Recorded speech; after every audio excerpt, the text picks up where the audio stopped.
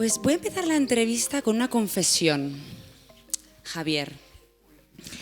Sí, no te vas a librar, no te toca a ti ser aquí entrevistado. No, mira, te comento. Recuerda que estoy en casa, ¿eh? Exacto, bueno, además, vale, intentaré ser amable. No, mira, ¿sabes? La primera vez que te conocí en persona fue en el 2016 en el Museu del Cinema de Girona. Imagino que no te acordarás. Resulta que tú estabas dando un programa especial en conmemoración con la muerte de Abbas Kiarostami. Y la verdad que ambos dos estábamos interesados precisamente en una persona que estabas entrevistando, a ver si te acuerdas, que se llama Ahmad Taheri, que ha sido el traductor de la obra poética de Abbas Kiarostami, que también escribía, aparte de ser un gran cineasta que revolucionó, como sabemos, el lenguaje de las últimas décadas, ¿no? en el cine. Poeta también, Ahmad, director del Centro Persepolis de Madrid. Y bueno, tú yo recuerdo que lo entrevistabas con el espíritu de aquel que se acerca a una figura casi carontiana, de Caronte, mediadora con el mundo de los muertos al que Kiarostami ya pertenecía, ¿no? Y en mi caso, yo estaba detrás de él con el espíritu de aquella que lo quiere secuestrar, ¿sí? Y me lo quería llevar, de hecho, a Zaragoza, que es mi ciudad natal, y donde hice también una retrospectiva por la muerte también de Abbas Kiarostami. La verdad que en este sentido Ahmad también fue muy amable. Y tú también, me dedicaste también un ratito después del programa. Pero bueno, es verdad que luego nos hemos visto aquí en Miradas Doc y es donde hemos tenido Pero esto no me habéis contado nada. De conocernos. No, es que quería que fuera algo una sorpresa, efectivamente. Sí. Y bueno, pues me hacía mucha ilusión porque de repente en aquel año tuvimos ya esa puerta a Oriente Medio a través de tu programa del Séptimo Vicio de Radio 3 y volvemos de nuevo a ese escenario, a ese paisaje iraní que ha retratado, en mi opinión, de manera muy bella, con un blues para Teherán y además en una sección tan especial porque creo que es la primera vez que presentas la película físicamente con los espectadores y espectadoras en pantalla grande. En público es la primera vez. Ha habido 3 pases que, bueno, yo discutía con David Baute, director de este festival, que aprovecho para agradecerle la acogida que tiene este blues aquí y me gusta mucho además estar fuera de competición por muchas razones. Nunca he creído que hay mejores películas que otras, con lo cual me gusta mucho estar fuera de todo ese ámbito, ¿no? ¿La pregunta era? Bueno, no, que me hacía muchísima ilusión que estuvieras aquí no, lo del atendiéndonos. público, lo del público. Medio, Sí. No, que discutía yo con David, por eso me fui a la pinza al agradecerle. No, que eran pases técnicos, que han sido pases que Sandra Mora y todo el equipo de Quater Films y de Saeta han ideado para esta película. Es casi un poco cooperativa. Ha habido muchos pequeños microproductores, colaboradores, gente relacionada con Radio 3, gente relacionada con el cine, que no solamente ha creído en el proyecto, sino que ha aportado unas cantidades económicas que nos han permitido hacer pues, diferentes gastos de la película.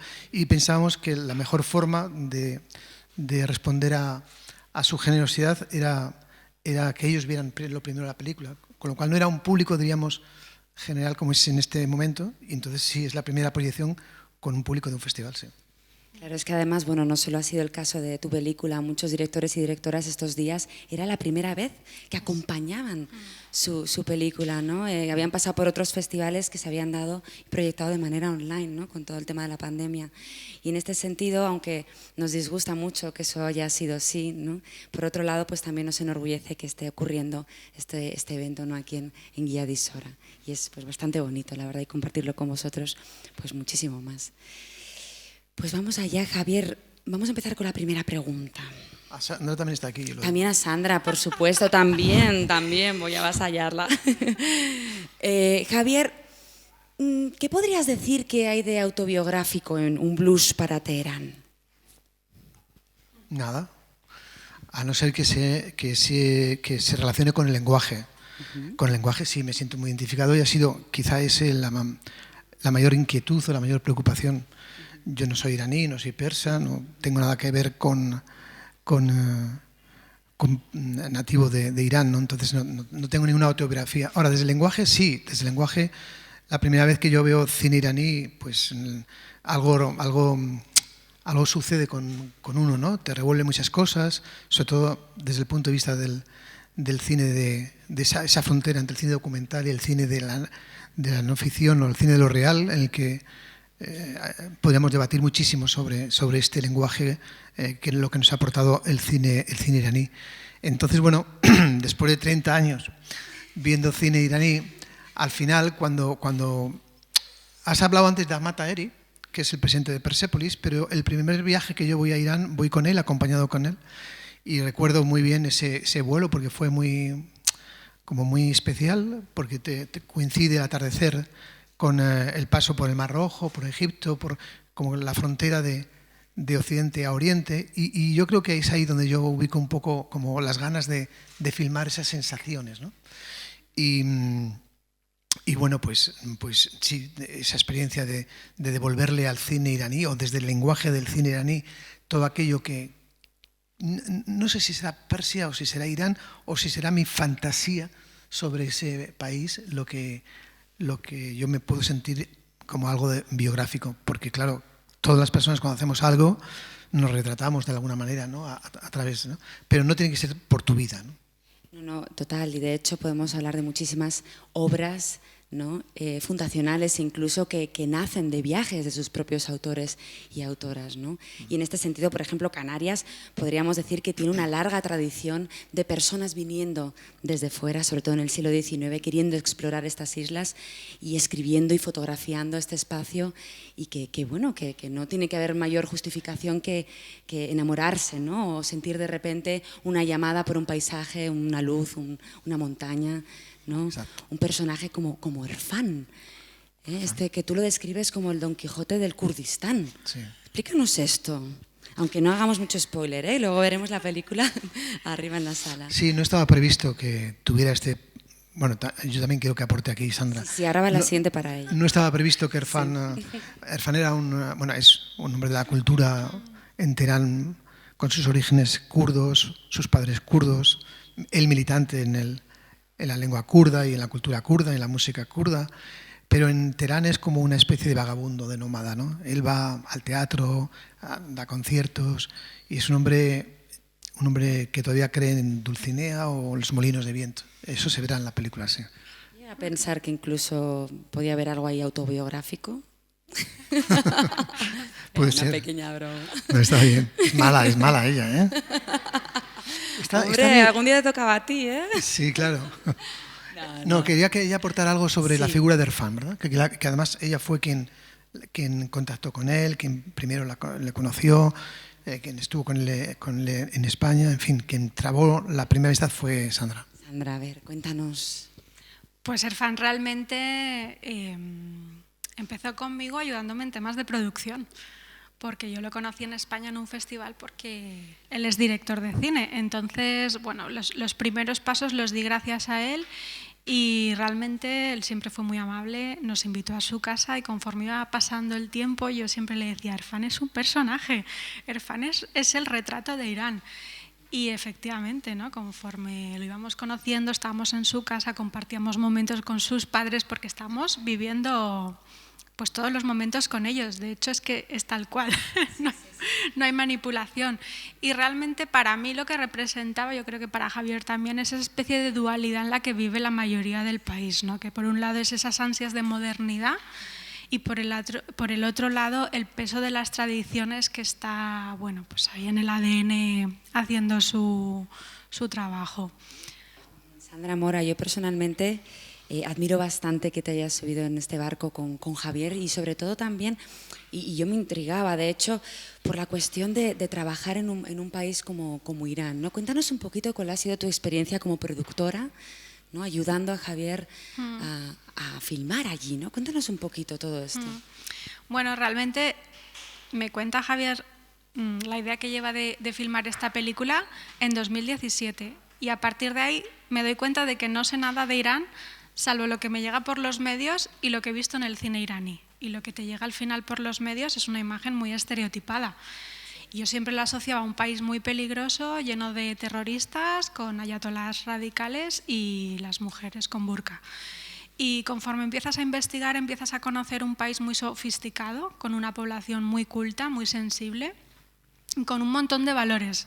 Y te das cuenta que nosotros le debemos muchísimo a la cultura persa. Y a partir de ahí me pregunto qué pasa, ¿no? ¿Qué pasa con Occidente y con esas ganas de dar lecciones al mundo de democracia, ¿no? Cuando a lo mejor son ellos quienes nos las tienen que dar a nosotros. Y nos apetecía mucho establecer ese diálogo, ¿no? Ejercer una mirada que se alejara bastante del estereotipo o de lo que yo llamo pornomiseria. Y bueno, sí que es verdad que no vamos a obviar que en Irán hay censura y que efectivamente pues, las mujeres tienen una situación muy delicada, pero Irán es muchísimo más que eso, ¿no? Y bueno, a partir de ahí comenzó un trabajo muy laborioso de preproducción, porque realmente no es nada sencillo conseguir los visados para entrar. Nosotros sí que queríamos hacerlo todo legal, porque rodar en Irán sin permisos es jugártela mucho. ¿Con permisos igual? Y con permisos también. De hecho, con todos los permisos que tienes que sacar, tropecientos mil permisos para todo, para rodar dentro, para rodar fuera, para rodar delante de edificios patrimoniales, para rodar en exteriores, para rodar en paisajes, o sea, todo. Pues acabamos en comisaría también. Wow. Y fue un momento muy de película, ¿no? Yo ya me estaba imaginando una escena. No muy nos de dejaron. Asghar Farhadi. Pero no fue porque estábamos cometiendo ninguna irregularidad, sino porque en nuestra ingenuidad, el primer día que empezamos a rodar, pues filmamos a unos niños que eran unos inmigrantes afganos que se estaban bañando en una fuente bastante sucia enfrente de un teatro real, y los niños pues bueno, estaban ahí intentando aliviar el calor que era sofocante en pleno junio. Y nosotros, pues bueno, con toda la espontaneidad y la dulzura que veíamos en esas imágenes, empezamos a filmarlo. Llegó un policía secreto y nos dijo que estaba todo en regla, pero hubo un ciudadano que consideró que aquellas imágenes pues no mostraban, no eran adecuadas, no mostraban el poderío iraní. Quizá también por esta situación que están ahora viviendo los afganos, ¿no? Sabemos que Irán fue un país de acogida, ¿no? Cuando la famosa guerra que le llamaban el Vietnam soviético, 1,5 millones de personas se trasladaron hasta este país, que además hemos tenido la oportunidad de conocer mucho mejor sobre esta historia con una película de una cineasta iraní que hemos tenido aquí estos días, Afsaneh Salari, que también la vino a presentar, con su maravillosa película de Silhouettes. Y ella misma nos contaba que este país que acogía de repente a estas personas ahora empezaban como un poco a devolverlos de nuevo, ¿no? a su país de origen, que todavía está en una situación bastante precaria. Y tal vez, no sé, estoy especulando, pudiera ser por esta razón, ¿no? No sé, especulo. Bueno, yo creo que vosotras no, que sois muy jovencitos, pero aquellos que están aquí, que tengan un poquito mi generación, sabrán que las dictaduras, lo más peligroso de las dictaduras son los confidentes de la policía y de la gente, ¿no? Bueno, hemos visto muchas historias tanto en el País Vasco como en Madrid, y entonces la gente de paisano que paseaba por ese pueblo, porque es verdad lo que dice Sandra, que habíamos sacado fotos, habíamos sacado imágenes y nos habían pedido la documentación, policías secretas, y todo estaba en regla, ¿no? Pero había gente que, bueno, como chivatos de la policía, que empezó a denunciar, ya están aquí los extranjeros sacando una mala imagen de Irán, y eso fue lo que entonces ya la policía normal lo vio como muy grave, y todo el equipo a la comisaría, y llegó el secreta después, pero bueno, 1 hora después o así, ¿no? Y dice, pero ¿qué habéis hecho? Si yo os había dejado bien. Y dicen a esta gente que es así. Así que nada, lo que tenéis que hacer es borrar esas imágenes, y ni lo discutimos, lo borramos. Claro, no, ahí en Irán sabes qué línea roja no puedes cruzar. Si te dicen tienes que hacer esto, lo haces, no pasa nada. Bueno, tengo que decir que Sandra es más que lo que acaba de decir, o sea, el proyecto es Sandra, o sea, yo me he limitado. Sí, porque yo recuerdo aquella cena que ella habla de San Sebastián, una noche muy, muy agradable además, en un restaurante muy chulo, no estos súper caros, no, un restaurante normalito, y Sandra, no nos conocíamos, ¿no? Y no sé cómo salió el tema, la verdad, pero yo llevaba 3 años intentando escribirlo, incluso hubo una reunión en la famosa librería 8:30 de Madrid con Esther García, que quería... y la cosa quedó ahí en un camino como, bueno, un día una cosa, otro día otra, pero hasta que llegó ella, que es una verdadera... es que no sé, quiero llamarle sargento, pero le quito mucho glamour, porque lo que hace ella es una productora muy, muy joven, con mucha fuerza, y que me puso a trabajar, pues como tú hiciste ayer. Y entonces es la única manera de sacar los proyectos adelante, ¿no? Te ponen deberes y te los controlan, ¿no? Y yo simplemente he sido sumiso con ella y ya está. ¡Qué morrote! He sido obediente. Muy bien. Qué maravilla tener esa fuerza bruta en el equipo, ¿no? Y también... Bueno, ella es increíble. Se le ve. Bueno, luego en el rodaje, también en el trabajo, era agotador, ¿eh? Algunas veces llegábamos totalmente con insolación puesta. Claro. No tienes ganas ni de cenar, ni de comer. Sí, nada, fue un rodaje muy intenso, muy duro, pero muy fructífero. Con muy buenos resultados, exacto. Gracias. Sí, nos ha encantado la película, de verdad. Y por cierto, también está en el barco Luis Miñarro, que no nos ha podido acompañar lamentablemente hoy, pero que también se unió a vuestro equipo. Contándonos un poquito cómo surgió esta amistad y colaboración con él. Pues, ¿Quién quiera? ¿Sandra, Javier? Sandra. Yo mismo. Bueno, Luis Miñarro yo conozco hace muchísimos años. De hecho, en uno de mis libros pues tengo un capítulo dedicado a los hijos de Miñarro, ¿no? Hay que recordar que Luis Miñarro, que está rodando ahora en La Gomera, por cierto, no muy lejos de aquí, bueno, está localizando, perdona, es junto con Luis Buñuel, el único cineasta español que tiene una Palma de Oro, ¿no? Con la película que nació en Canarias, que nació en Las Palmas, en el Festival de Las Palmas, con Apichatpong Weerasethakul, ¿no? Un gran cineasta tailandés. Y entonces, bueno, pues él ha sido el hacedor, de alguna manera, el descubridor de gente como Isabel Coixet, que aquí estuvo invitada hace 2 o 3 años, ¿no? Y que me regalasteis con un encuentro con ella, que yo me lo pasé muy bien, porque es incluso casi peor que tú. Divertida. Quieres decir, ¿no? Sí, querías decir. Pobrecitas las dos. También fue descubridor de Marrecha, de José Luis Guerín. En fin, es un cineasta, es imposible de hacer la historia del cine independiente de este país sin la figura de Luis Miñarro. Totalmente. En 2013, paseando por Fuerteventura durante todo un verano, empecé a escribir un guión que lo llamé El fantasma enamorado, que iba a protagonizar Héctor Alterio y que era sobre el exilio de Miguel de Unamuno en Fuerteventura. Pero no como lo hicieron, como lo ha hecho un cineasta con la figura casi ecologista de Miguel de Unamuno, sino era la historia basada en unas cartas que descubrimos de Miguel de Unamuno, una correspondencia todavía no publicada con una mujer argentina. Entonces, claro, que Unamuno, el serio, el angusto, tenga cartas de amor y correspondencia amorosa, bueno, a mí me puse a escribir. Y Luis Miñarro pues iba a producir esa primera cosa, pero se puso en plan, como se puso Sandra, que trabajara mucho, y yo en ese momento no podía. Era mucho la radio lo que pedía y lo que exigía en ese momento, y hasta que no llegó Sandra, que empezó a buscar huecos entre... Es difícil, encontrar los huecos, porque la radio diaria, os aseguro que es una criatura que todos los días pide demasiada carne, demasiada comida, ¿no? Aunque dejas la frase hablando de comida, yo en realidad me estaba quedando con unas palabras atrás que empezabas ya a hablar de historias, ¿no? Y en este sentido, bueno, hay un libro que a mí particularmente me gusta mucho, que es el libro de los pájaros, de Fariduddin Attar. Yo siempre tengo que leer el nombre porque me cuesta muchísimo volverlo a repetir, una de las obras que alumbró el sufismo persa. Y concretamente una historia que me gusta mucho, que es el momento en que una abubilla se le acerca a otro pájaro, que es el musitje, un pájaro por lo que se ve muy parecido al cucú y que aparece en algunos escritos de Moisés, que dice así: la abubilla a este otro maravilloso pájaro: levántate, ¿sí?, y únete a la música del saber.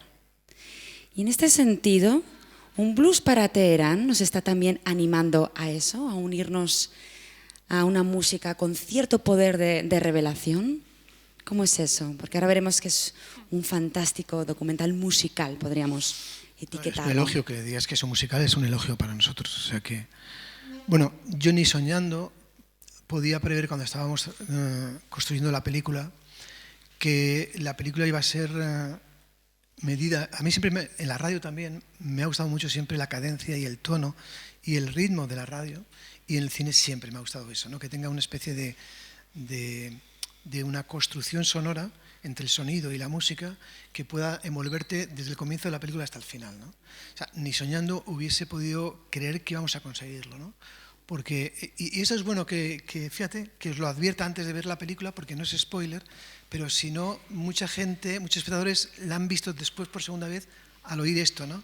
Y es la figura de Tere Núñez, para mí una de las grandes hacedoras de la película, que ha conseguido crear la banda sonora de la película entre la música de los pájaros y su voz, pillando los mismos tonos y las mismas tonalidades que los pájaros que ella ha grabado. O sea, primero grababa los pájaros en los árboles y después construía su voz a través de conseguir esa especie de diálogo entre las aves y su voz, ¿no? Lo que eso sí que es cine. Maravilla, ¿no? Lo vais a ver porque bueno, tú ya has visto la película, pero si no te lo explican así, de esta manera, a lo mejor pasa desapercibida, ¿no? Y la banda sonora es distinta, la banda sonora que hace Tere Núñez, de la banda sonora de las músicas que hay incorporadas en la película. Las músicas son la historia de la música persa y del pasado y contemporánea, pero la banda sonora que construye Tere es una construcción, bueno, a mí me parece única, la verdad. Parece que es una de las claves de la película. Sí, de hecho ella se inspiró mucho en ese libro también. Y sí, y sobre todo para ella era importante que no se notara su presencia, porque para ella el protagonista de la peli eran efectivamente todas las músicas. Fíjate hasta dónde llega su humildad, ¿no? Y está tan bien hilvanada, tan bien integrada, que muchas veces, si no estás muy atento, se te escapa. Se te escapa, pero cuando terminas sientes que algo has tenido decadencia en esa película que no lo sabes definir. Pero bueno, ahora que lo vais a poder ver con esta pequeñita explicación, bueno, no es explicación, sino es toque de atención para que caigáis en el sonido de la película. Exacto, que es de verdad fantástico. Bueno, iba a hablar precisamente de una escena, pero me la voy a reservar, mejor que veamos la película en persona, ¿no? Y de hecho, hablando de algunas ideas, ¿no? de este documental, a ver esta pregunta, ¿qué te parece? ¿Qué haría Javier Tolentino si le obligaran a borrar todas las imágenes y escenas de su película y tuviera solo que quedarse con una?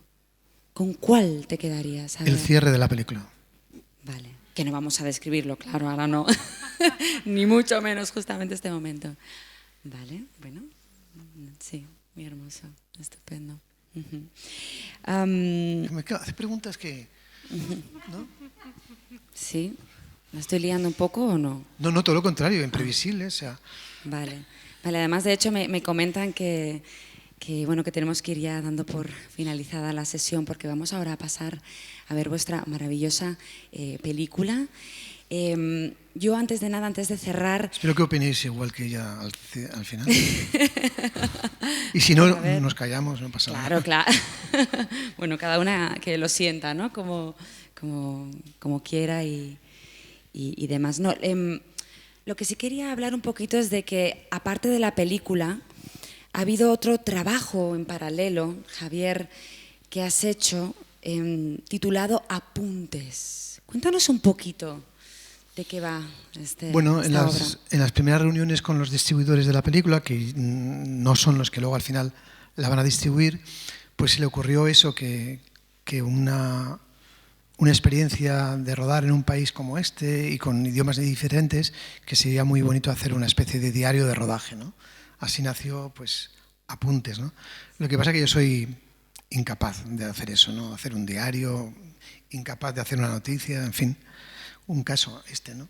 Y salió Apuntes, que es más que nada un libro de Juan López, que es el director de fotografía y operador de cámara de la película, que ha hecho fotografías maravillosas, y yo lo único que he hecho es lo que podía hacer con esto, pies de foto. Entonces, esos pies de foto me ha gustado mucho porque ha sido un poquito intentar imitar a Alejandro Kravitz de aquí, que no está, pero diríamos que juntar un puñado de metáforas. Esto es Apuntes, ¿no? Alejandro Kravitz, que ha sido el director de Miradas Doc desde los comienzos y que este año ocupa un puesto muy importante, ¿no?, dentro de la cultura de nuestro territorio aquí en Canarias, y que ha legado este trabajo también tan necesario a David Baute, y bueno, a ambos les estamos muy agradecidos. Apuntes, que de hecho en algún momento estamos teniendo alguna imagen de la publicación aquí detrás nuestro, con una encuadernación muy bonita, estilo japonés, hecha a mano, y que esperamos en algún momento disfrutar. ¿Cuándo llegará por aquí Apuntes? Pues es que es otra de las torpezas mías. Era yo el encargado de traerlos y se me olvidó, pero bueno. Sí.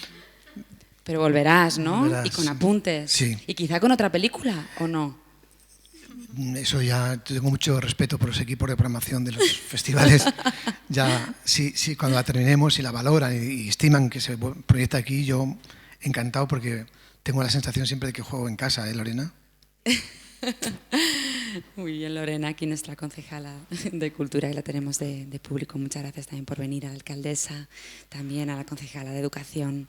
Muchas gracias. Muchas gracias, Sandra, Javier, por acompañarnos en esta mañana con un blues para Teherán. Y vamos a hacer que se convierta en noche en la oscuridad de la sala. Y si me lo permitís, yo voy a recitar unas palabras mágicas para que esto ocurra. Y voy a hacerlo, de hecho, de la mano de una poetisa que yo he conocido a partir de vuestra película, que me ha parecido maravillosa y que podemos encontrar, de hecho, parte de su trabajo en internet, pero de seguro en muchas librerías. Bueno, estoy realmente impresionada, por ella, por Forú Farojat, que también tengo que leer el nombre. Una maravilla, una auténtica joya. Y dice así, ¿me lo permitís? Claro. Vamos allá con nuestras palabras mágicas. Hablo desde lo hondo de la noche, desde el extremo de la oscuridad, y desde el fondo de la noche hablo. Si vienes a mi casa, trae para mí una lámpara y una ventana para ver la dicha de la calle que bulle. Y esa calle me parece que hoy va a ser en Teherán. ¿Vamos allá? ¿Vamos a ver la película? Muchas gracias, María. Pues un fuerte aplauso. Gracias a vosotros, Sandra, Javier, al público. Gracias.